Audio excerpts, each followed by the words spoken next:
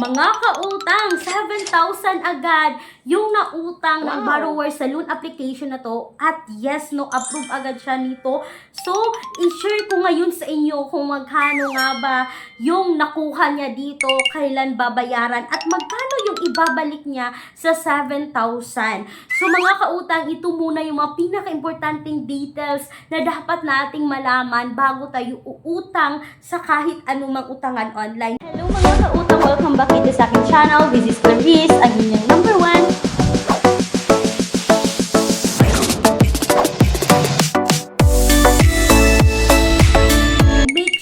Na alam natin ang bawat detalye para hindi tayo magsisi sa uli, at hayaan nyo muna ako na i-share ko sa inyo ito para may idea kayo kung dapat nga ba yung utangan, kasi mga kautang, ang daming valid IDs na tinatanggap ang loan application na to. And yes, pwede po dito yung UMID, passport, driver's license, SSS, PRC, postal ID, national ID. Pwede rin po yung national na electronic ID natin. Pwede GSIS and PhilHealth ID. So, ang daming valid IDs na pagpipilian dito. Kaya mga kautang, please continue watching. Pero bago yan, gusto ko lang munang i-share sa inyo na itong pag-usapan natin is kailangan i-install at i-download. So kung ayaw nyo mag-install at mag-download, may mga alternatives tayo nun. Apply direct website, pero hindi ko sinasabing apply direct website is okay ng utangan. Do a research pa rin. And please take note, ang video na to or sa bawat video na ginagawa ko, ina-upload ko is hindi po ako agent, hindi po ito sponsored. Ito po ay based sa aking personal experience and research. Kaya ngayon mga kautang, nag-research na naman ako dito kay VIP Cash Loan. And yes, itong si VIP Cash Loan is makikita sa Google Play Store at sa App Store. Ito po ay under ng VIP Cash Lending Corporation. Yes, nakasec ito, but hindi sabihin, hindi accessing entities sa CIC. So mga kautang, agad tayong dediretso sa sabing nakapag-loan ng 7,000 dito. Sabi ng isang commentary noong July 5, 2025, I thought the amount of payment was separated monthly, but unfortunately, it's only 7 days to pay. Nako!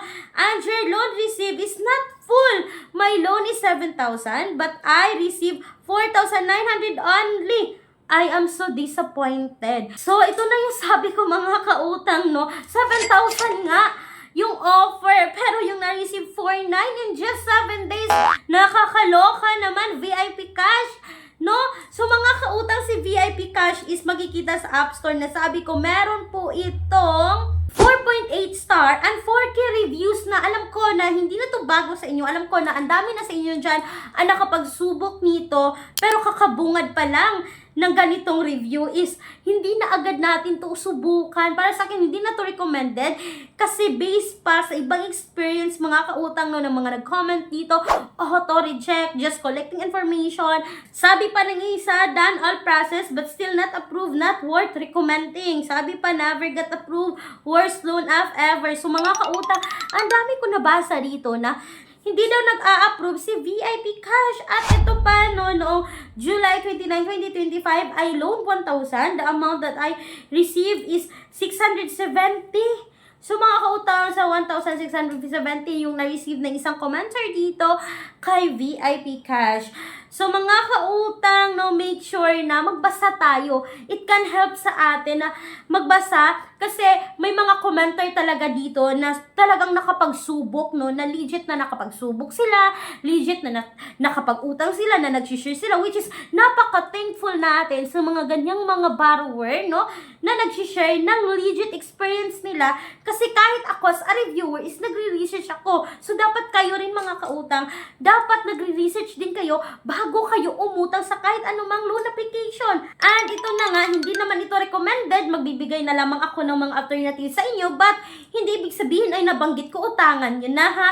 Pwede nyo subukan si Mabilis Cash na so far ngayon ay nagbalik yung offer namin kay After Lending Happy Cash, kay Online Loans Pilipinas na 0% interest. At may mga alternatives ako dito na Apply Direct website na may 30 days repayment na mababa ang interest, may 0% interest kagaya ng Online Loans Pilipinas. But make sure na do a research, no? Hindi ko sinasabing utangan nyo, go na, utangan nyo na, wag mga kautang.